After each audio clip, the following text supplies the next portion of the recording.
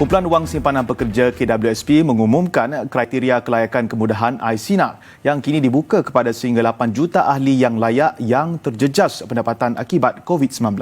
Permohonan akan mula dibuka dalam talian bermula 21 Disember ini untuk ahli yang tergolong dalam kategori 1 yang mana kelulusan secara automatik diberi selain tiada dokumen sokongan diperlukan.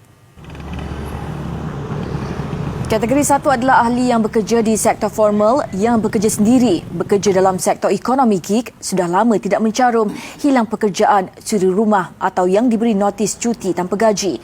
Kriteria bagi kategori 1 termasuk ahli yang tiada caruman dengan KWSP sekurang-kurangnya selama 2 bulan berturut-turut semasa permohonan atau ahli yang masih bekerja tetapi mengalami pengurangan gaji pokok sebanyak 30% dan ke atas selepas Mac 2020. Bagi kategori ini, tiada dokumen sokongan diperlukan dengan kelulusan secara automatik berdasarkan data dalaman KWSP.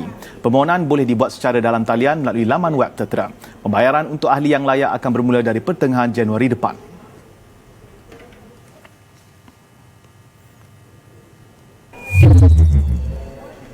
Sementara itu, ahli yang masih bekerja tetapi mengalami pengurangan pendapatan sebanyak 30% termasuk mereka yang berdepan pengurangan gaji dan allowance atau pemotongan tuntutan kerja lebih masa selepas Mac 2020 boleh memohon di bawah kategori kedua. Bagaimanapun, pengurangan tersebut perlu dikenal pasti melalui dokumen yang diberikan. Untuk melancarkan proses pengesahan, KWSP memerlukan dokumen sokongan daripada ahli iaitu slip gaji sebelum dan selepas pengurangan pendapatan dan notis pemberhentian atau pemotongan allowance atau tuntutan kerja lebih masa.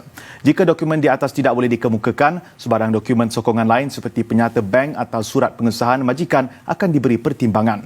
Bagi kategori ini, ahli boleh memohon secara dalam talian mulai 11 Januari depan. Jumlah kelayakan iSinar ini tertakluk kepada baki simpanan akaun satu ahli berdasarkan butiran terkini. Ahli yang mempunyai baki RM100,000 ke bawah dalam akaun 1 boleh mengeluarkan sehingga RM10,000 dalam 6 kali bayaran. Manakala ahli yang mempunyai baki lebih daripada RM100,000 dalam akaun 1 boleh membuat pengeluaran maksimum 10% atau RM60,000.